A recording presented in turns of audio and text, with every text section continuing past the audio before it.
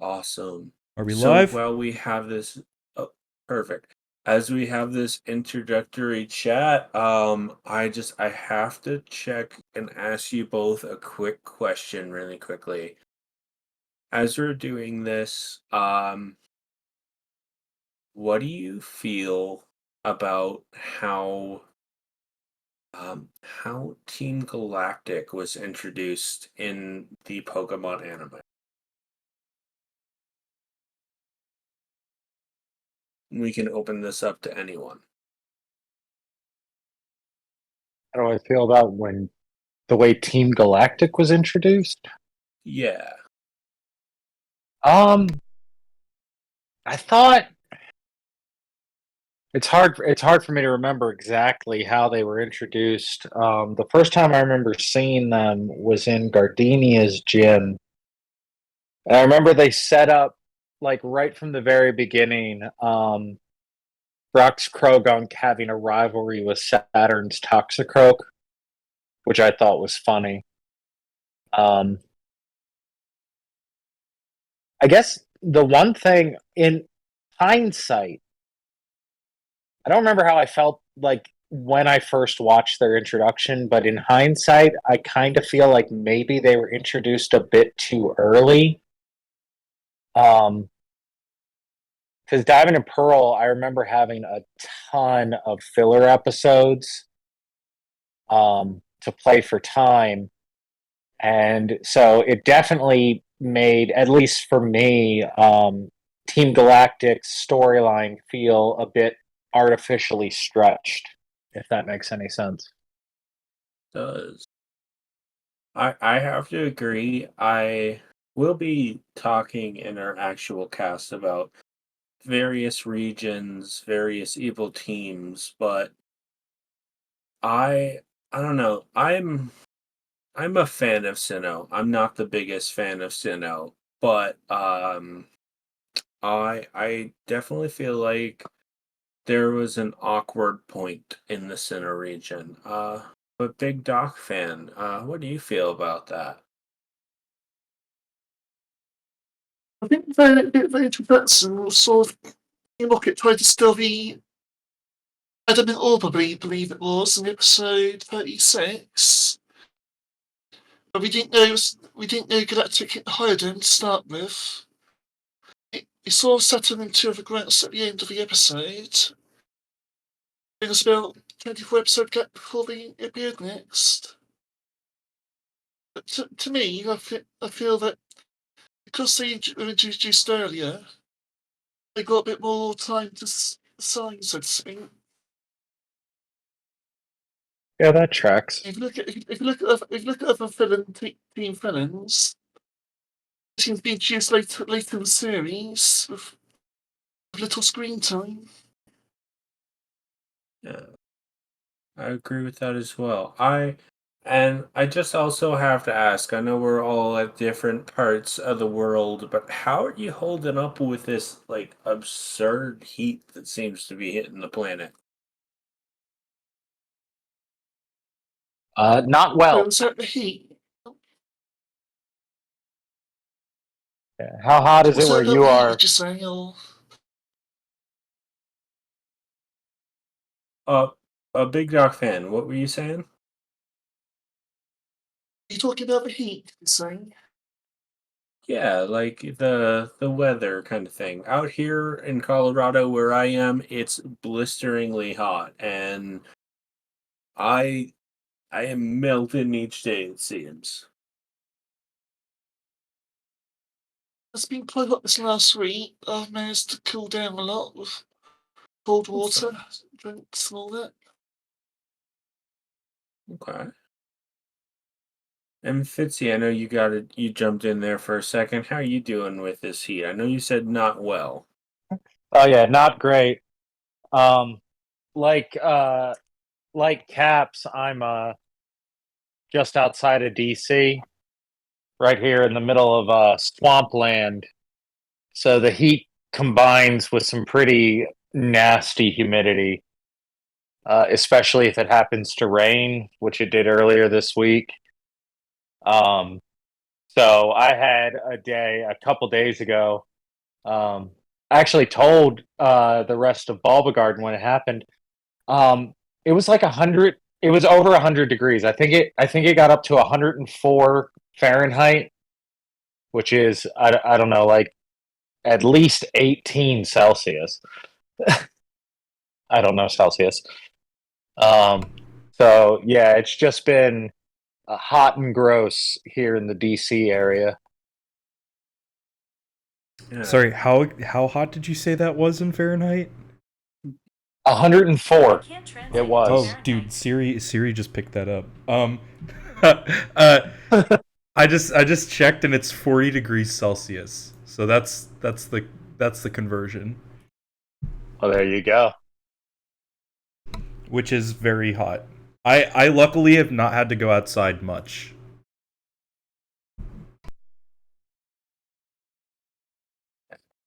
I am lucky though. I do not have the East Coast humidity. But out here in Colorado, we've just got a sun that is glaring down on us like at all times. It's been awful. Well, that's because you're up in the mountains. You're closer Yeah. to it. Yeah, absolutely, yeah. All right. With that, I want to officially welcome our audience and our cast members to this Bulbacast. We're going to be breaking down the early years of the Pokemon anime and the newer years. We're going to examine some of the ideas. Obviously, this topic is massive and impossible to cover, even within a 2 hour time.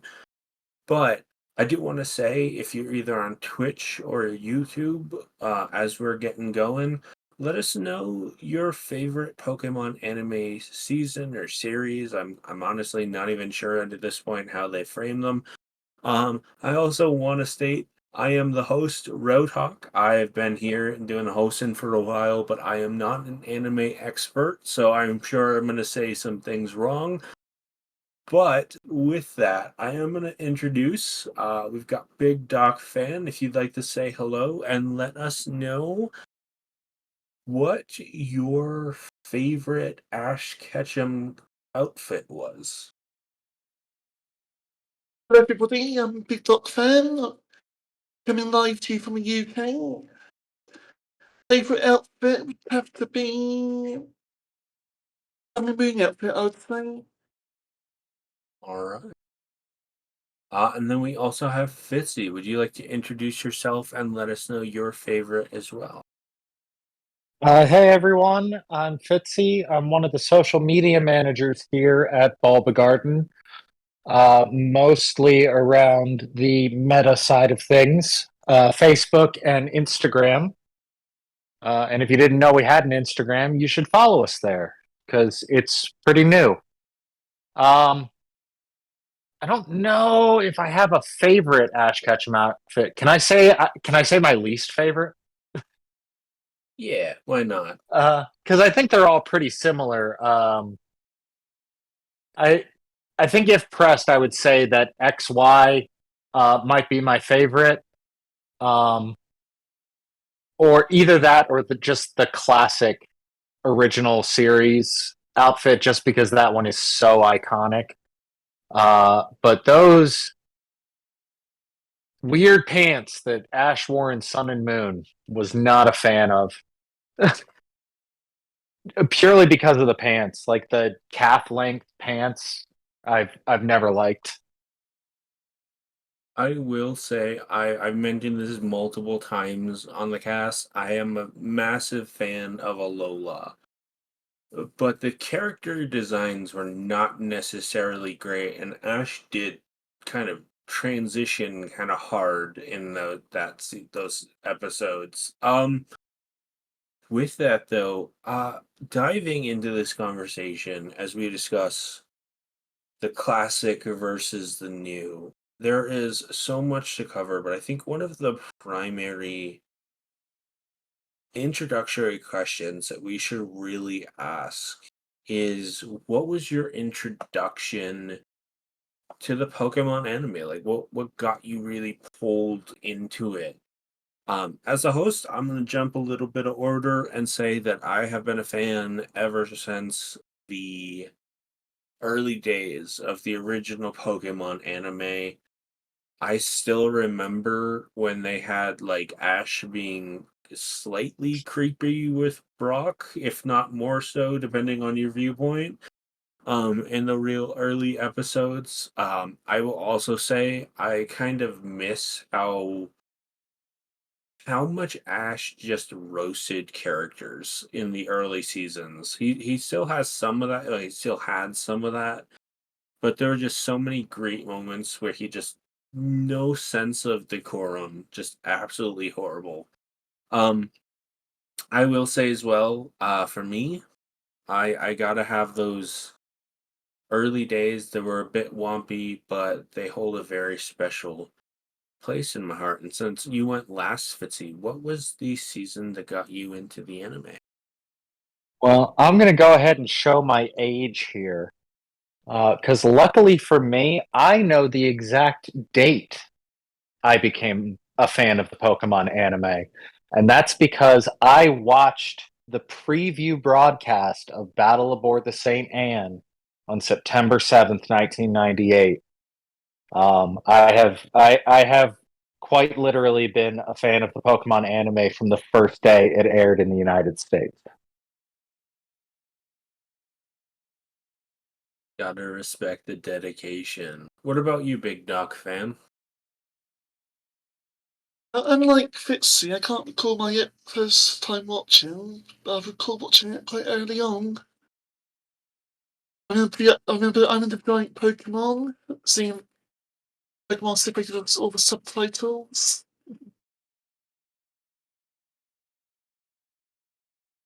Awesome. The Yeah, I Primate think episode of all the donut references.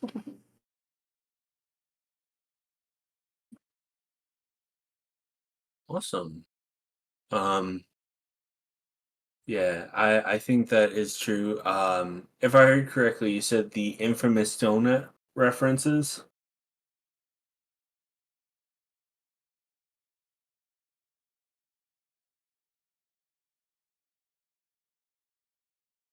Oh, and that would be to you, Big Doc fan. Oh, what was it? I thought I heard you say infamous donut references. I might have been distracted. I do apologize. Oh, I say, I was like, I can definitely recall the Primate episode, but with all the references to donuts and super rice balls. A bit of a meme. Gotcha.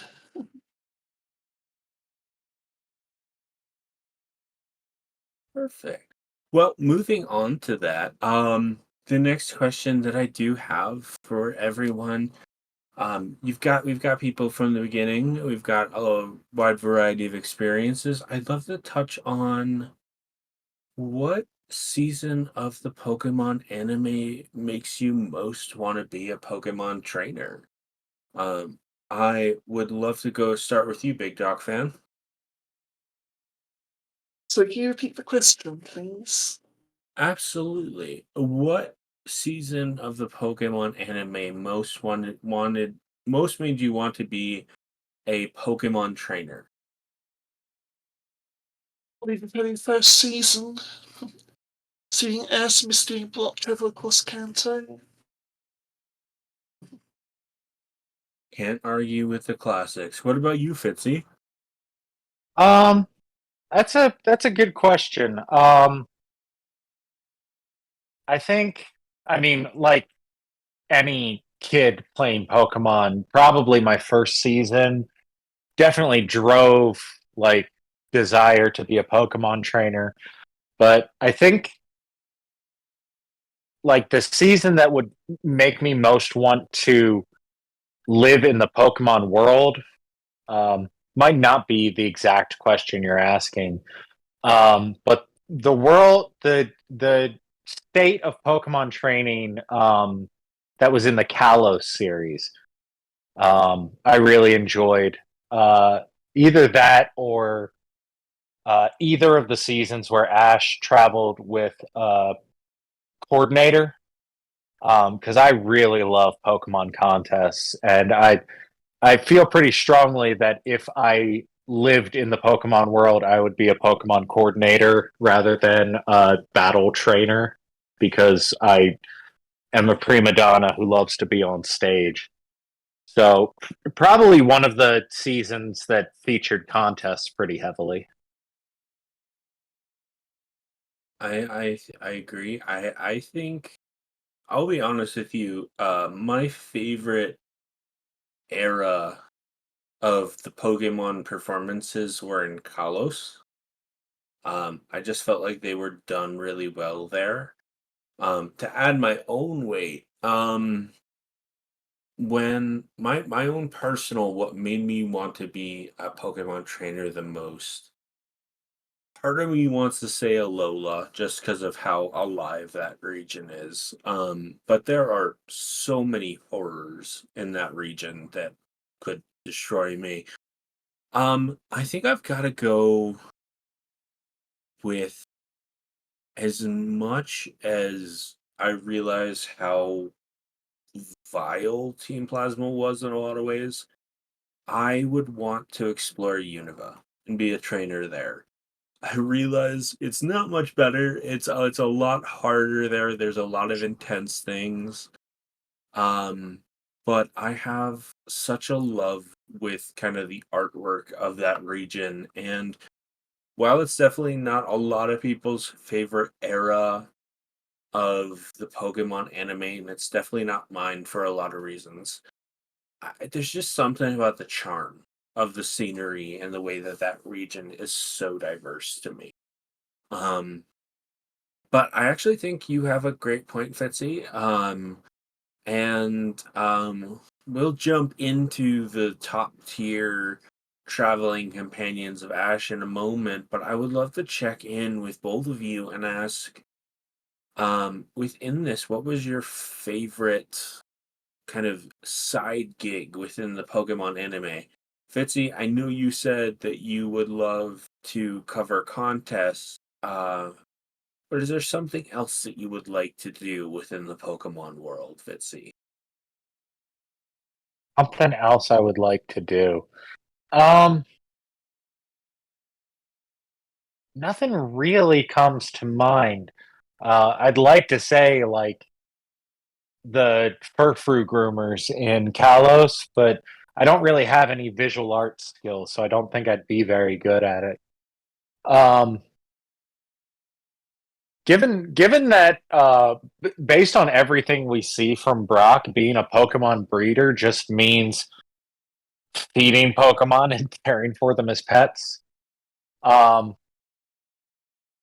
that was a joke, but possibly something like that, something that involved caring for Pokemon, like in a caring for animals sort of way, but without the medical side of being like a Nurse Joy or a Pokemon doctor, just like a Pokemon, like Pokemon daycare. Even though that's not really seen much in the anime. And what about you, Big Dog Fan? Well, I guess contests would be good for me. I mean, seeing them show off their moves and stuff with battles. I mean, they probably did a good job with it, I feel. Awesome. I'm gonna be honest. I have an interest in Pokemon Breeder. I definitely don't feel like it was touched on a ton. I think my backup job would be uh Pokemon Professor in the anime, if I'm gonna be honest. Um, Especially because it seems like that job could entail just about everything within the Pokemon anime. And it's like an extra realm of like Pokemon care. I'm a massive knowledge nerd, so like I love learning new things all the time. Um, and I do have to say, in the X and Y anime, Professor Sycamore's laboratory or wherever he is, his housing is really awesome, and I would think it would be really cool to just have a massive library and this an outer part with a bunch of Pokemon. Um, But, and I did say we touch on this, so I would love to know. This is a two-parter.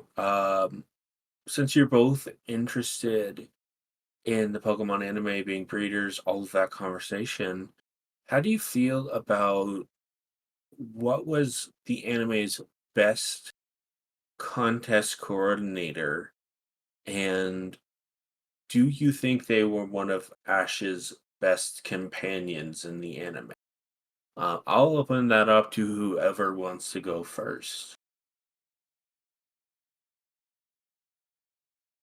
Um, I'll go. I think of the people who traveled with Ash, I think Dawn was the strongest of that type of performance, rolling contests and the performances in Kalos into one. For the sake of my answer, I think Dawn was the strongest one who traveled with Ash. She was also, I think, it's interesting to note, the only one who left home knowing that's what she was going to do. Um, so it definitely had a feel. It had more of a feel like, yeah, she's been she's been preparing her whole life for this. Um, and I think that really drove her. But I think the strongest coordinator seen in the show is actually Zoe, Dawn's rival. I think that her relationship with Dawn was just a phenomenal version of the rival character in the anime, and I feel like they really pushed each other. Um, I also do happen to think that Dawn is the strongest companion Ash had over the course of the series. I don't think any other trainer Ash has traveled with has felt like Ash's best friend nearly as much as she did. So I would say best trainer and companion is Dawn, or best coordinator and companion is Dawn, unless we're counting ones who didn't travel with Ash, then it's Zoe. I'd have to agree with Fitzy. We saw Dan start off as a rookie coordinator. We saw her lose two appeal rounds in a way. So we saw her go high, then hit a big low before working her way up. And she had some great rivals with Zoe, as Fitzy said, giving her some support, which helped give us ideas for his battles. And Serena, I think, will be the weakest because she didn't really have much screen time with her contests. It all felt a bit rusty, if you get what I mean.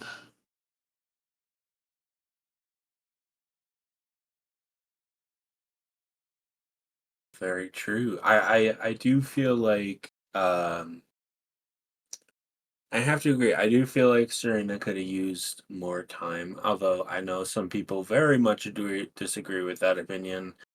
And I think that, off these topics, and I think a massive part of coordinators in the anime is how well the animation is done. And I would love to break into this idea of what season of the anime. And I know that Fitzy, you have not yet watched all of Horizons. Uh BigDocFan, I know that you've seen everything. So we'll get to Horizons in a bit because I want to make sure we have time to cover that. But out of everything leading up to Galar, what do we feel like season wise had the best animation? And when I ask that, I don't necessarily mean just fancy or elaborate. I mean like matching the story and the feel of the season. And Fitzy, I'll start with you. Um, this may come as a surprise considering it's the season when I think Ash's outfit was the worst. But I honestly think it was Alola. Um, Either Alola or Kalos. Kalos felt to me at least like a culmination of that style that had been sustained for the first six series. And I thought it was a really crisp, clean version of that style of Ash. But I think the Alola season, even though like it's unpopular, I know that, but I think it was probably the best animated season of the show. The characters looked a lot more cartoony, but it fit the story that they were looking to tell. They were going for an easier Ash on vacation, less um, serialized season. And I think the slightly more cartoony look really played into that. And it let them do physical comedy in a way that Pokemon never really got to do before. Um, and it was, whether or not you think it looked good, it was done really well. Even if you think it was ugly, you can't deny that they took that ugly and rocked it. So I think if pressed, I would probably have to say Sun and Moon, the Alola series. I agree with you on a lot of that. I will be honest, I really enjoyed Alola, the animated Alola series. To add to that, I also feel like the Alola series did a lot of great things with the emotional maturity of the season. I know a lot of people look at it and go, "Oh, this was just cartoonish and bad," but I will still say the way that they handled Lytton and Stoutland is it.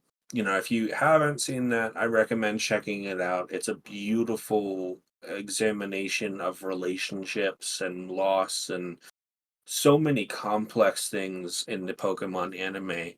I will also say one of the things I genuinely appreciated about Alola is just how, again, it's been stated people might not like it, but how homey it felt. Like, not everyone was close, but the characters that were close, and I think the animation helped this, really felt close. Like, they felt like family.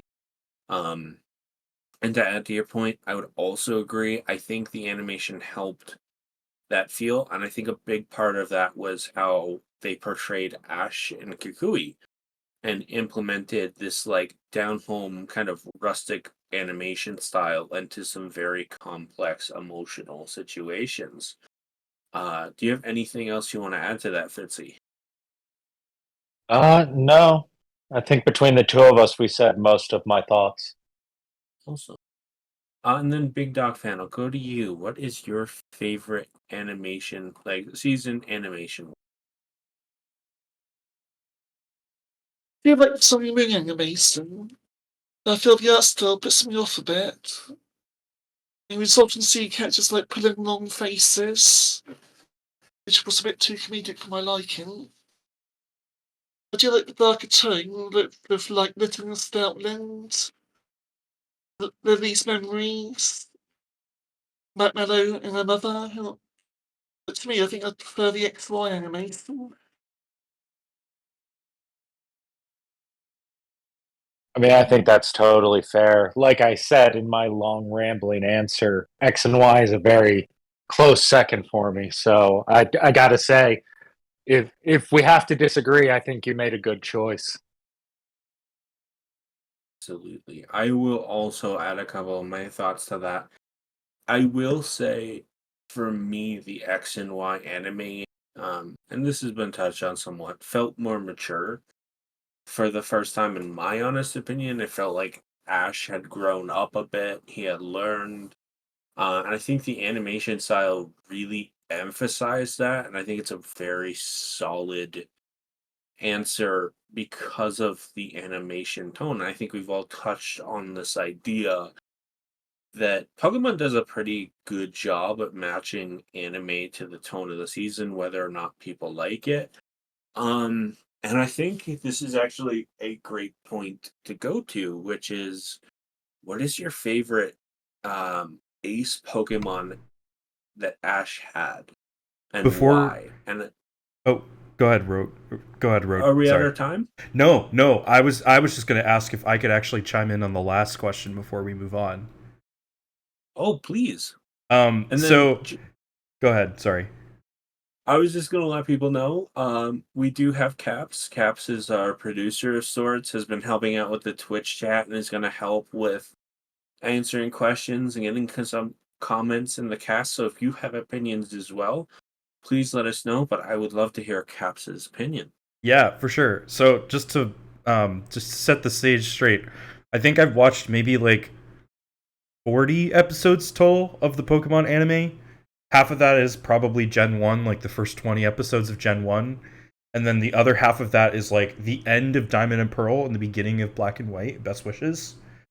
So I am very much not versed in the anime at all. However, from the perspective of someone who has not watched much of the anime, I would echo Road and Fitzy in saying that the Alola art style and the Alolan animation looks to capture the series, looks to capture what that arc is like. Like is intending to capture with its kind of like more whimsical style.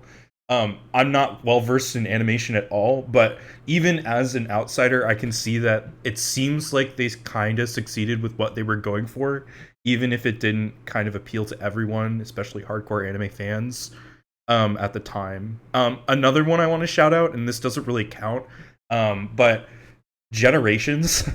I thought the animation in Generations was fantastic, even though it's like just a little short like mini series. I did end up watching all of those. I think it was actually after a Bulbacast. We were talking about Generations, and somebody was like, "You should watch Generations," and I did, and I really liked it. But I also thought the animation in that was really good. And I Oh man, do want to say really quickly, we are gonna have another side anime Bulbacast talking about this, but I do want to give designated time to the side anime like Concierge, Alolan, not Alone, Hisuian Snow, things like that. Because Generations does deserve some absolute love in this conversation, as do others. But Fitzy, I know you were about to say something. oh no, I'll just hold off until that side animation cast because I have a lot of thoughts about Generations. I don't want to Uh-oh. waste them all here. Uh-oh. Am I gonna get shown up? I do want to say we are about that half an hour mark. Caps, do we want to shout anyone out in the chat at all? Yeah, it's mostly just been Joe hanging out with us. So hi, Joe, if you're still around. He was saying which to answer the question of which anime is better. I like modern because I grew up with Unova and Kalos.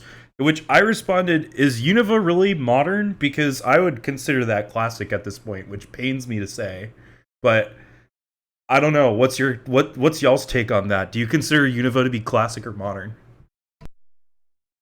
Oh, I'm gonna date myself. So I'm definitely on the early end of Pokemon, and if we really want to feel old for a second here, I did see something online the other day that said there is the same distance between 1954 and 1984 as there is from 1990s to now. So I feel ancient saying that, but I would agree that Unova's kind of at the end of the classic. I feel like Unova is very much a reset for the classic anime, which I think is why a lot of people hate it. Um, in an anime style, despite the ever infamous Pikachu getting beaten by a level 5 Snivy starter. Um, but I think Unova's kind of at that cusp because things changed dramatically for the anime after that. Does anyone else have any thoughts? I don't. I think my thinking is skewed by being such a massive fan of the games as well as the anime. For me at least, as someone who started with Red and Blue and with the original series anime, For me, black and white almost feels like a category unto itself. Like you have the early parts of the show, which was original series through Diamond and Pearl. And then you had a weird transitional series in Best Wishes where it's still like they tried to do a reset on the continuity almost. And they still referenced the older series. Like Charizard came back near the end, a few mentions of Ash's older teams, but it felt very self contained to me. And then after Best Wishes, you have XY, Sun and Moon, which had a lot fewer connections. I think X and Y is the only series that doesn't have a cameo from past people. I could be misremembering that. But so for me, there's the classic era, which is when I was like a kid and a teenager, like Pokemon's demographic, then a weird transitional phase, and then the modern era. So I don't know exactly what I'm saying, but my feelings on Best Wishes are kind of muddled in that it doesn't really feel modern or classic to me. I have to agree with Fitzy there. If we considered the original series subject I'm in the Pulver Classic, I think XY to present would be more modern, so black and white would be in the middle.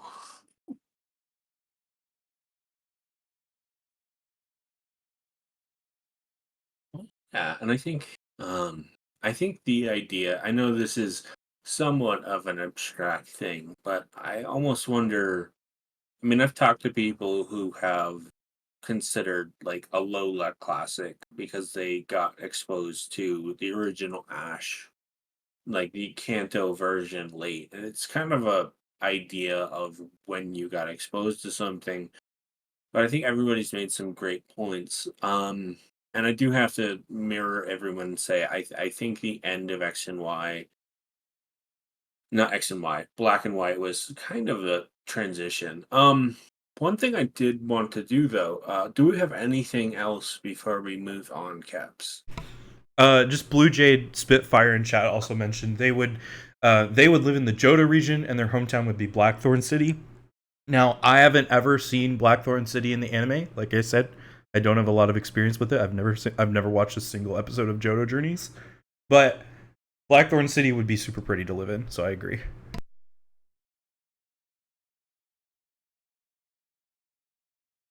And while we're on this topic, Fitzy, our big doc fan, where would you live in a city in the Pokemon anime? You want to go Be first? Lola for me. Go Be ahead. Lola for me with all the beaches, all the sand, family feel, that sort of thing.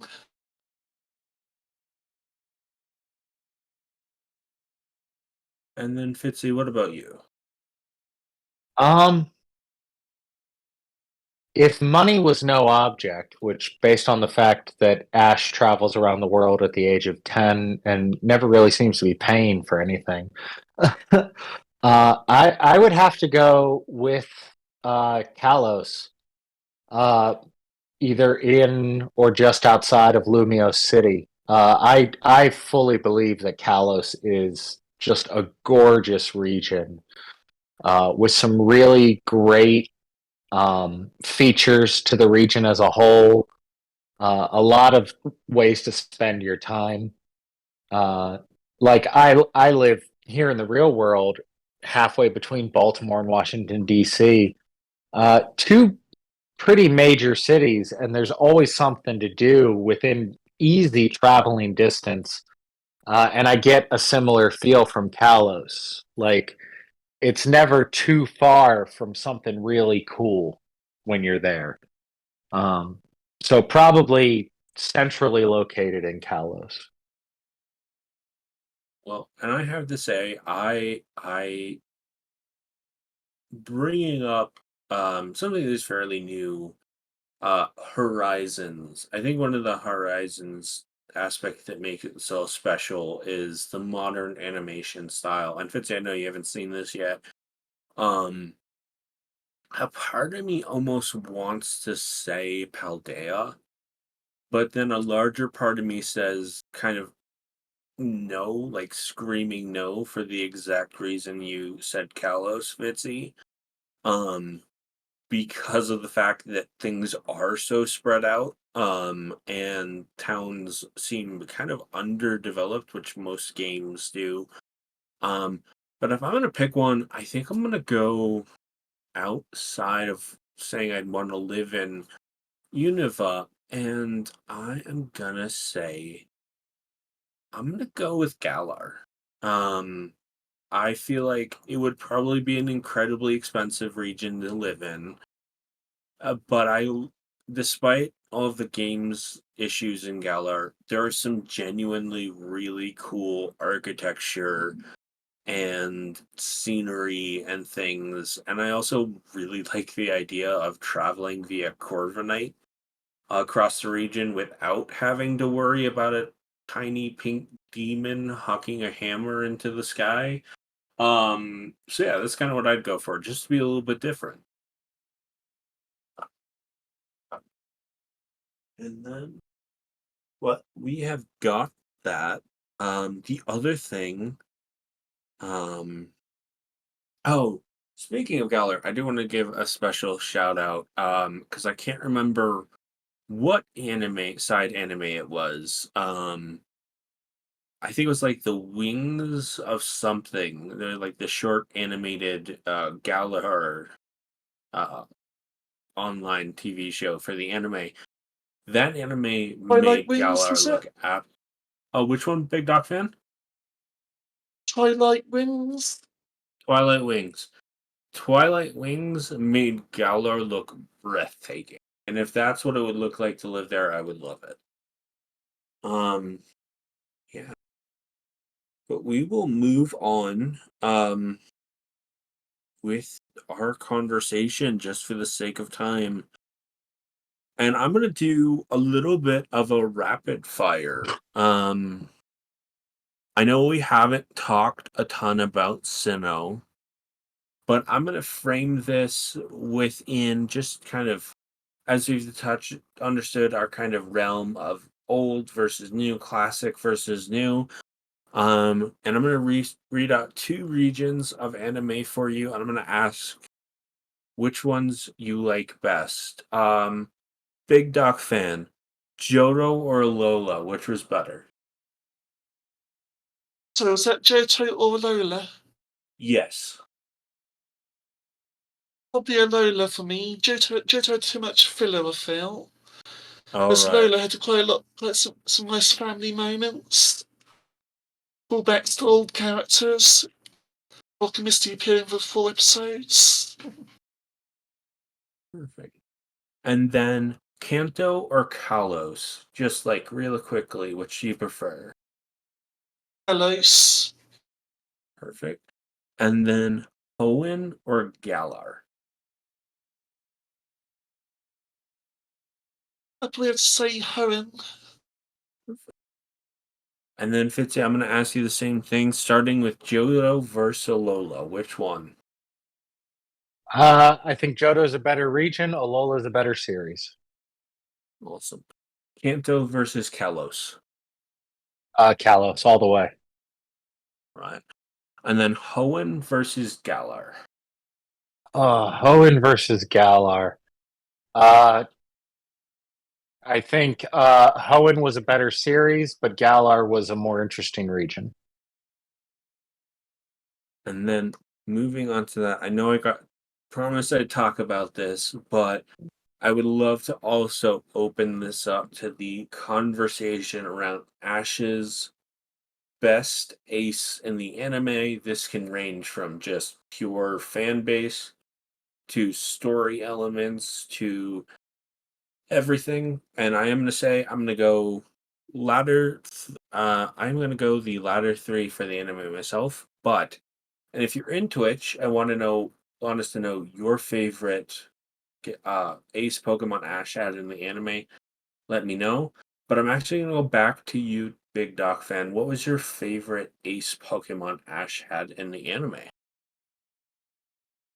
I'm torn between Charizard, Sceptile, and Phonape and Greninja. Those are awesome choices. What about you, Fitzy? I'm gonna assume for the spirit of the question, I can't go with Pikachu. Um, as as an older fan, Charizard is up there, but I got really invested in Chimchar's story. Um, his early existence and the abandonment and the growth that he made. Um, I honestly think I'm kind of infamous in my friend circles for being a bit of a crybaby. I get emotional when I watch things. But I think in the Pokemon anime, the moment when Infernape's Blaze activated during the Pokemon League in Sinnoh might have been the first time the Pokemon anime made me cry. So I would have to say Infernape's story is the best one for me. And if you want to throw Pikachu in there as well, you are more than welcome to. Oh well, then absolutely Pikachu. Um, anytime that Pikachu was, anytime Pikachu got one of those big battle moments was just so intense for me. Leading up to and including Ash's fight with Kukui and his fight with Leon. Um, when Ash and Pikachu were in a high stakes battle together, I don't think anything could match that in terms of raw emotion. And just to add my own, I will say my top three really quickly. Um, I love what Hoenn did with Ash and Sceptile. I'm still bummed we never got Mega Sceptile with Ash in the anime. Um, I will also say, I know it's such an obvious choice, but I love the whole storyline in the Galar competition with Lucario and Ash. And I'll be honest, I was one of those people that wanted Ash to catch Lucario way years ago. I thought it was a perfect match. And then my third one, I don't know. Some people may not necessarily consider this Ash's ace, but I am a diehard Rockruff Lycanroc fanboy, and I'm gonna say the story, the evolution of Lycanroc in the Alola series felt very gratifying to me. And the fact that Ash, if I remember correctly, Ash won against Gladion off of his new Lycanroc. That was one of those moments where I was just like, kick the dog's butt, Lycanroc. So I'm gonna be honest, those are my top three. Um, yeah, and I will also say, I think all of ours are valid. Um, but within that, as we start transitioning to other topics, this is going to be a harder question for everyone, I feel. Um, but in the anime, what was Ash's best team all around? Could be any team of the Pokemon anime, could be any region. Um, this is not an easy question to answer, so I'm happy to go first unless someone else wants to immediately jump in. I'm torn between your Sinnoh team of Pikachu, Staraptor, Torterra, Infernape, Weasel, and Livescore.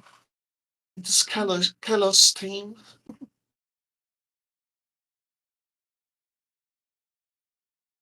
Those I are feel great both choices. teams had strong Pokemon. Got a fair bit of screen time and personality. Definitely. Was there anything else you wanted to add?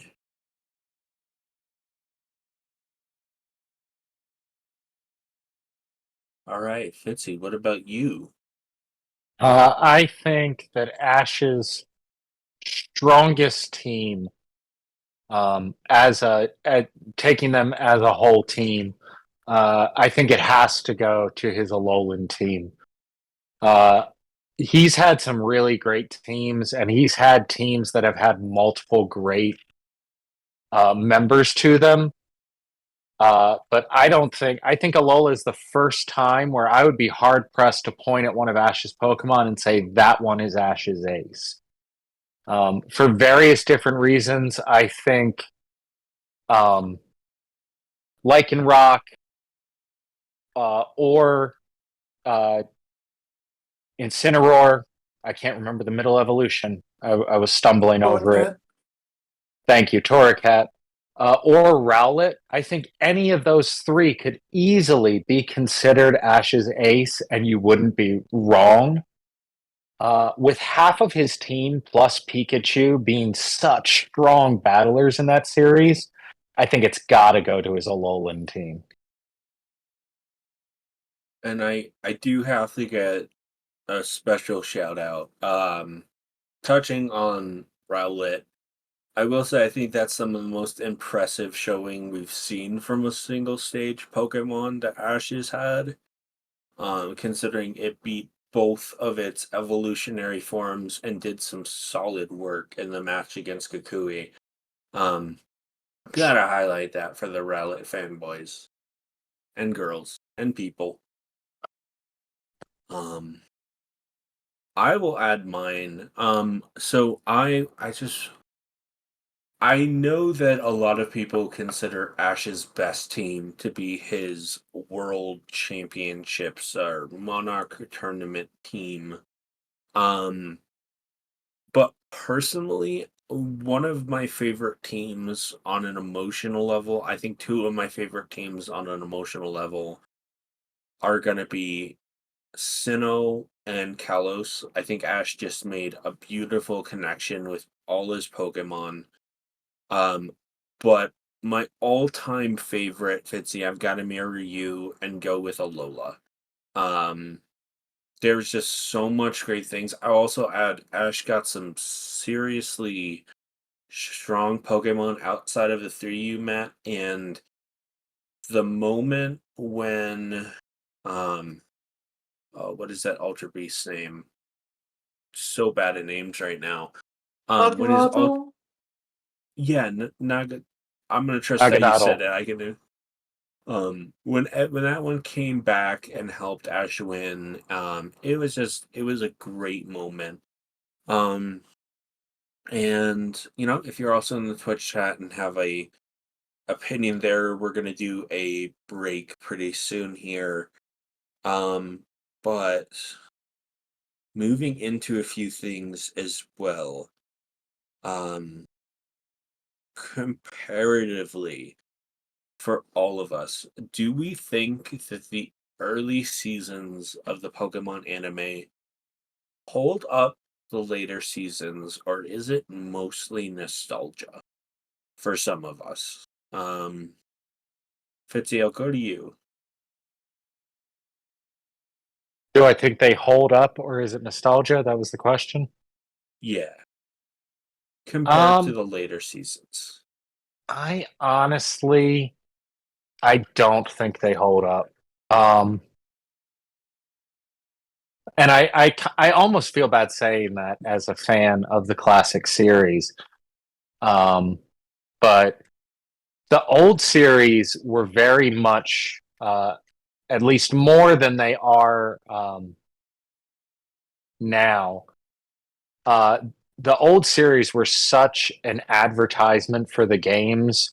Ash's story deviated from the game story very minimally compared to the newer seasons, and it led to some awkwardness that never really went away until I would say probably Best Wishes.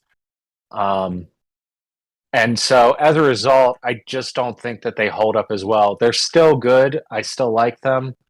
But I think that is heavily because of nostalgia. because I think there is a jump in quality in the newer series. I've had to agree with Fitzy.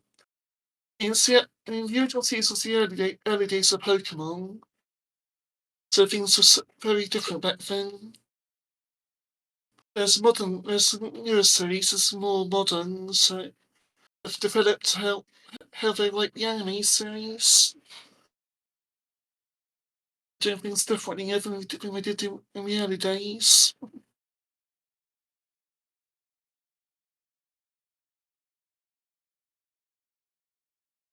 Right. I want to be honest. I it's been a while since I've watched the classic anime series, so I've don't know if I can comment on that. But as we begin to move closer to our next break, we had started off our introductory group chat before the cast officially started on how we felt about Team Galactic, how we felt about how they were introduced, how the pacing was. And now, because I promised you to talk about it and it's been a bit later, I would love to ask you both, what evil team do you feel like the anime most did right?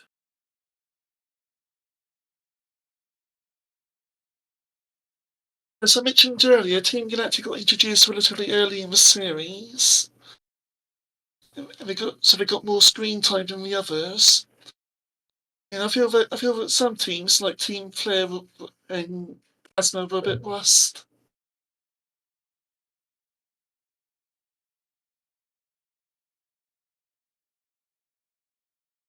Team Galactic felt like more of a serious threat than the other teams. Awesome. What about you, Fitzy?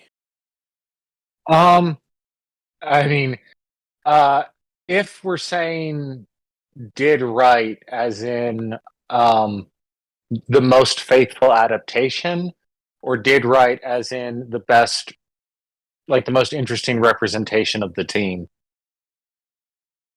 Because I I think I would have say two different most. answers. You can go with either or. I'm thinking most interesting. I mean, then I got to go with Team Rocket. Um, I love the Team Rocket trio, and I think that having them follow Ash through the entire series was a really weird choice in hindsight, but I think they made it work in a really fun and interesting way. And then when the members of Team Rocket who weren't the trio showed up, like there was some genuine menace and danger to their appearances that I thought were done well. But in terms of the best adaptation, I'd probably have to go with Team Skull. Um, I know that their status as a villainous team is a little contested, but they did a really good job of making Team Skull a menace because they are a menace to Alola, but really touching on the emotional undercurrents of what makes Team Skull Team Skull. And I thought that that was really well done in the anime, especially with Guzma. I will also add to the people who don't think Team Skull is a threat. I do want to emphasize that in the games, they did just like take over an entire town and force all residents out of it, which is pretty intense for a Pokemon quote unquote evil team. Um, I will also say, I can't remember if it was Ultra Sun and Moon or Sun and Moon, but I also felt really validated by the idea. Obviously, I'm a massive Alola fan. I'm biased. I will honestly say my favorite, the best team that I thought was really handled well. I would like to say Team Flare, because of like the massive end that we got in the X, Y, and Z anime. But I have to go. Oh goodness, I'm gonna say honestly, it may not be the most popular answer, um, but I'm gonna go with I want to be different here. We've got some great choices. I've got to say, Team Aqua and Magua. That may be nostalgia for me, but I feel like they did a good job, a really good job in arguing certain parts in the classic Hoenn anime. Again, that's me trying to give love to another evil team. Um, but in that, I'd love to do a follow-up question, and I'll start with my own of an evil team that we think was done dirty, like had the worst representation in the anime. And I don't think it's necessarily the worst in that we didn't see, like, it wasn't faithful, but I don't remember seeing too much of Team Yell, or I think the real evil team is Macro Cosmos. I can't remember. Shows how much I remember about Galar. I don't remember much of them at all, and I have some gripes about Galar characters and how little they were shown in things in the anime. But that's kind of like what I think got the worst. Big Doc fan, what about you? As you mentioned, Team Year only appeared in one episode of the anime, where they sent S to the wrong place for his match against Marnie. And the Gala arc with Rose was only 4 episodes long, which I felt was too short. As I say, it was 4 episodes in a row, so not really spread out as much. But for me, and people might just hate this, but I feel that Team Rocket had the best representation. And many some visitors, because of Jesse James and Miel, they're a bit too comedic for my liking. They weren't really a serious threat compared to like Butch and Cassidy, Giovanni himself. I did like the use of black and white, where they felt more serious and comedic, if you get what I mean.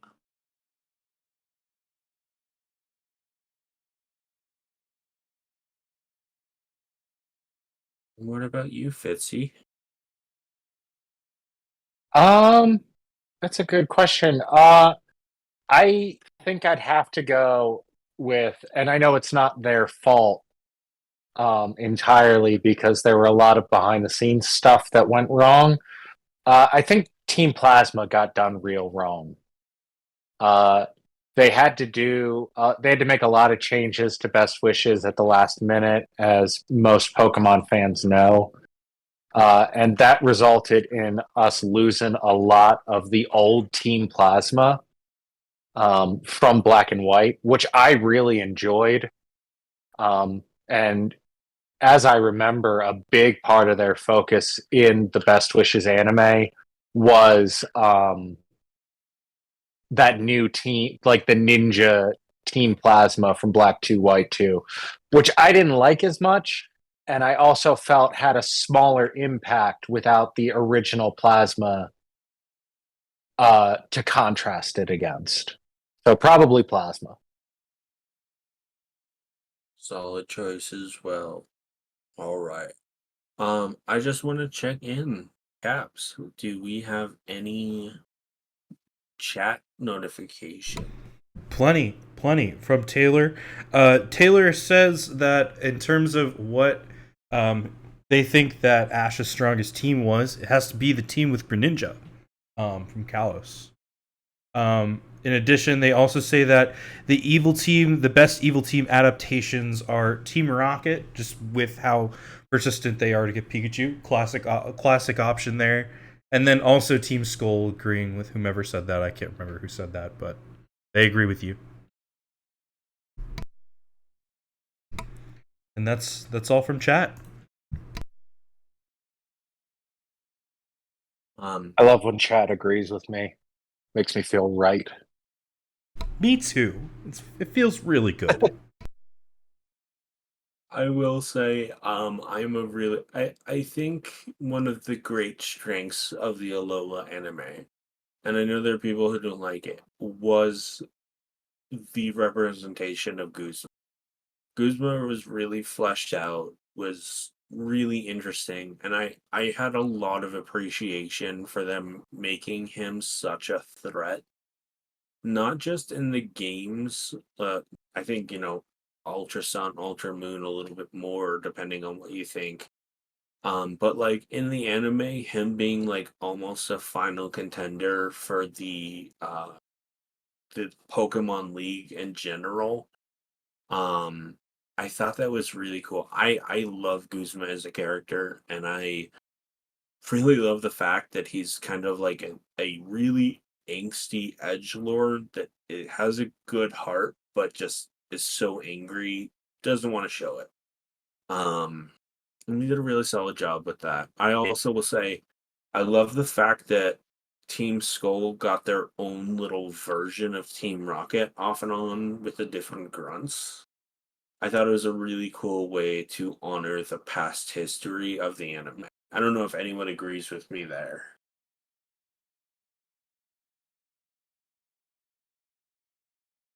I mean, I think Guzma is one of just the most interesting characters the anime's ever put out there. With the little bits of, like you said, the characterization that to him, um, him the the scene in the Pokemon League when he loses it on Galisopod for running away, which he knows that's what Galisopod does, and then loses it on him anyway, and then shouts at himself. Um, the idea of speaking as someone who started with Pokemon as a kid and then was fully an adult by the time Sun and Moon came out. Um, those feelings of like missed aspirations or dreams you left by the wayside, they're very strong in Guzma. Um, and I think for a lot of adult Pokemon fans, if you don't feel like Guzma did, like the missed opportunities and the regret, you probably know someone, one of your peers, one of your friends, who is like Guzma. And so I think speaking as an adult Pokemon fan who doesn't have the bright-eyed childness of a young Pokemon fan, I think Guzma hits really hard and was really well written.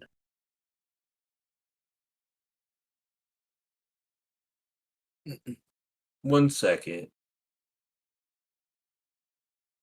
Yeah, and Big Dog Fan, what do you think? Yeah, I agree. Gizmo's a good character. I feel they introduced him a bit too late into the series. They introduced him in episode 115. It's in front of the Alola League. It would be nice to have seen his spec story a bit earlier, I feel. I mean, I definitely don't think you're wrong. With how well he was done, I think Guzma could have benefited from a lot more screen time, especially if they had given more time to flesh out his relationship with Kukui. Because there's obviously a lot of history there, and we only see the barest fraction of it. I would have loved to see the more Guzma flashbacks establishing how he became the guy that he is.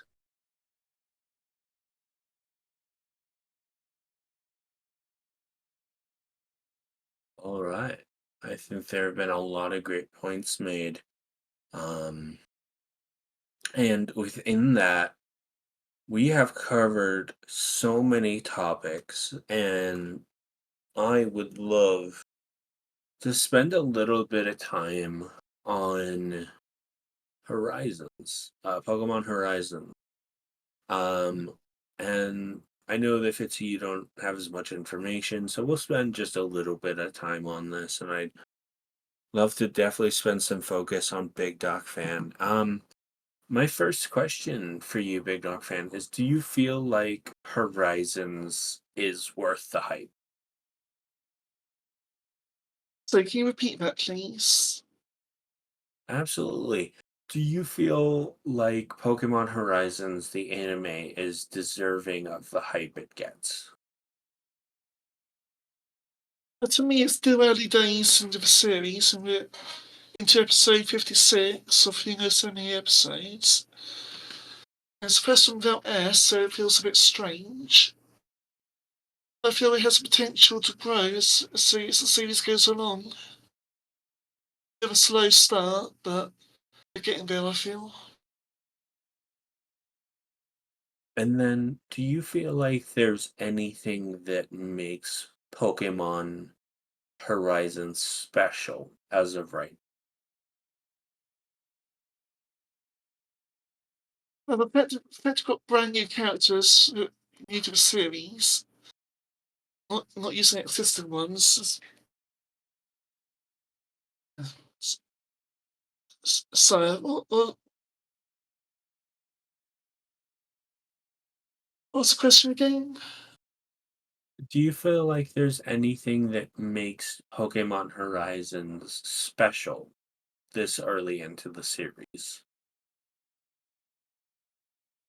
As I mentioned, we've got brand new characters, which goes a long way. In terms of voice cast as well, we've got dubbers unionised, so we've got a wide variety of actors as well. Yep. Also, Which and I then feel it's going a long way. There's a lot of potential. I mean, it's not only for the game arc as well, but doing its own arc as well. awesome. Um, and then Fitzy, I would love to ask you a couple questions because Fitzy, have you seen any of the series so far? I've seen some clips. I haven't seen a full episode. I do have an answer to the last question, though. Oh, let's start with that. Go right ahead. Yeah. I think a trademark of Ash's journey was the repetition of the types of characters. There was always uh, Ash, obviously. And the girl traveling with him was usually kind of spunky and outgoing. And then you had the Brock type character, the gym leader traveling with Ash. And they're all beloved characters by someone. We all have our favorites, we all have our least favorites, but everyone in Ash's journey is somebody's favorite. But there aren't a lot of character archetypes for people to relate to. Um, and I think that Horizons does that a little better based on what I know of the series. You have Liko, who's a more down to earth protagonist, I think, than Ash is. And I think is more easy for kids to relate to. Everyone can aspire to be the best like Ash, but Ash is kind of one note, and not everyone can really connect with that like they can with either Liko or Roy. Depending on how you approach Pokemon, there's one for you. And there's also Dot, the extremely introverted one, who's really only got like she has Dot, and then she also has her online persona. And especially living in the world we live in right now, especially post COVID-19, where a lot of us have this like really big built up online life that sometimes is very different from the life we live outside the internet. And so I think Horizons is really special in that way, in that it gives there are more options for kids to connect to when they watch it, I think. And also add something to that. Going off of, as we've talked about, great characters, new characters. I've seen a lot of talk. I can't remember her name right now, but the trainer who serves as the Nurse Joy on the uh the Rising Volt Tackler ship. I just got to the episodes where they gave her more screen time. I will say one thing that I think makes Pokemon Horizons really special, kind of building off of everyone's else, is the desire by the creators to break tradition norms of established patterns. Like Fitzy, you touched on this a little bit. BigDocFan, you talked about characters. It's just really cool to see how the series is taking its own mold and going, how can we make these truly relatable, as we've all said? How can we have them break the patterns of the past that's kind of confined us? And I think that's what makes Horizons truly special from what I've seen. I will also emphasize again the idea of having an interwoven plot versus just episodic little bits of series, I think really helps this new series. And I know Ash's great strength was you could just check in on him at any time, and that like feeling of a journey being something you can just jump into at any point, like the anime had done in the past, was really great. But I think the other thing that makes this really special is, and I hate to say this, but the freedom to not use Ash. I love the character of Ash Ketchum. It is a staple of my life to go back and watch those. But to have the freedom to create something truly unique and truly special for new trainers, for people who want to check it out, it is a beautiful thing to watch that happen and to have the freedom to walk away from what once was. And I think that's what makes Horizon so special. We have just a little bit of time, and I'd love to ask anyone, Caps, you can feel free to jump into this if you would like. Before we do our outro, our outro question, our check us out kind of thing, I'd love to ask all of you if you're up for it. Do you feel like the future of the Pokemon anime is special? I mean, is bright. I feel the series has potential to go on. It's got to be a big money maker with the games as well. So as long as games continue to be made, the anime series will probably go on, no doubt.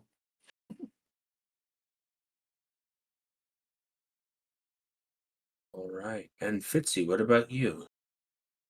I The short answer is yes.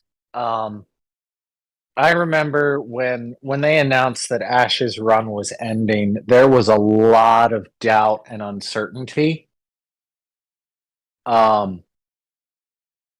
That the new series could carry on without Ash. And I think it was a valid concern when a series hangs its hat on a character. I mean, if a sitcom has a character leave after 5 years, it can spell the death of the series if it's not handled right.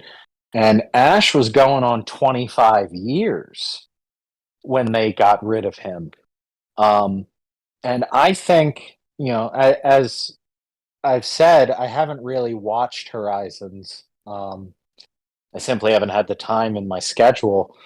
But based on the things I hear people saying about Horizons, the comments I hear, how closely people are following it in our Bulba Garden Discord server, I think it's really bright. They took a big risk getting rid of Ash and continuing on without him.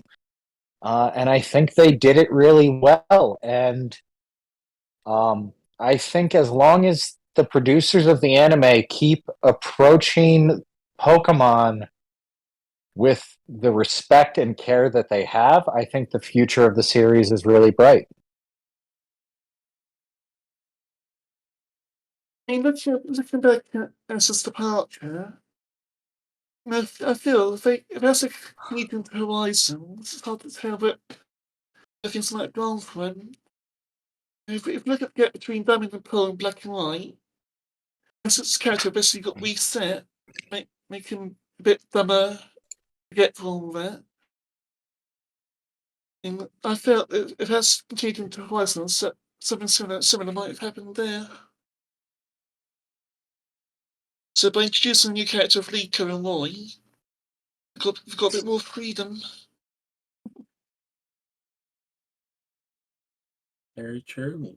Um, With that, I don't know, Caps, did you want to jump in since you are such novice? Do you have any opinion on this?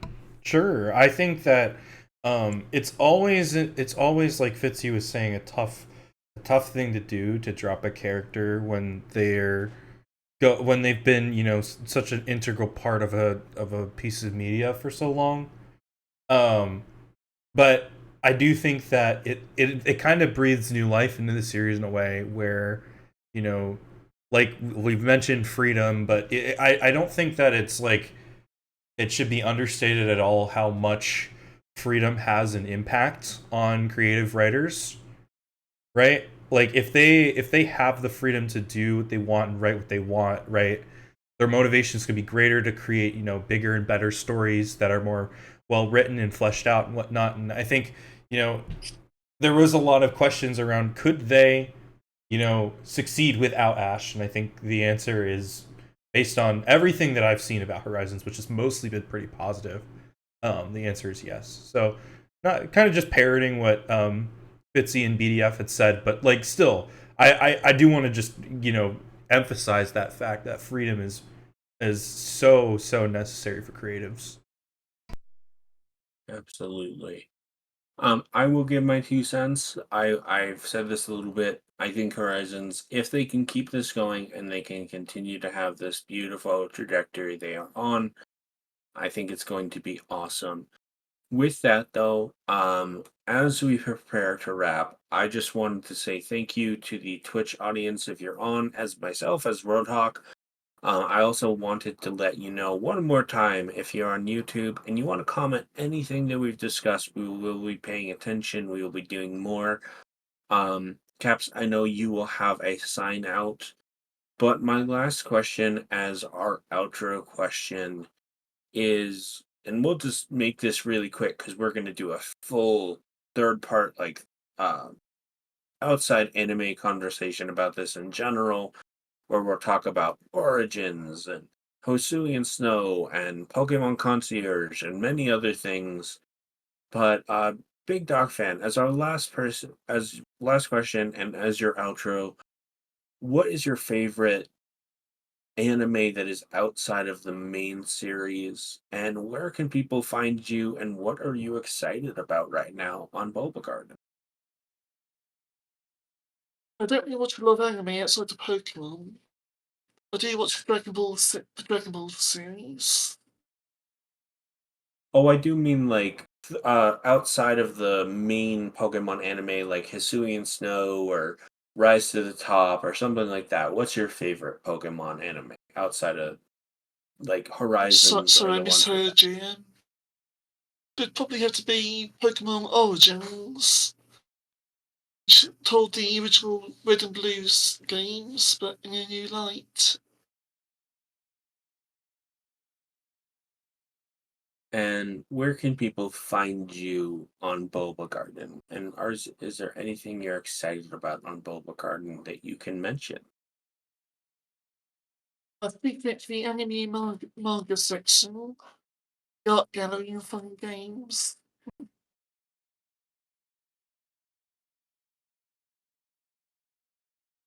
Awesome. And Fitzy, same questions. And yeah.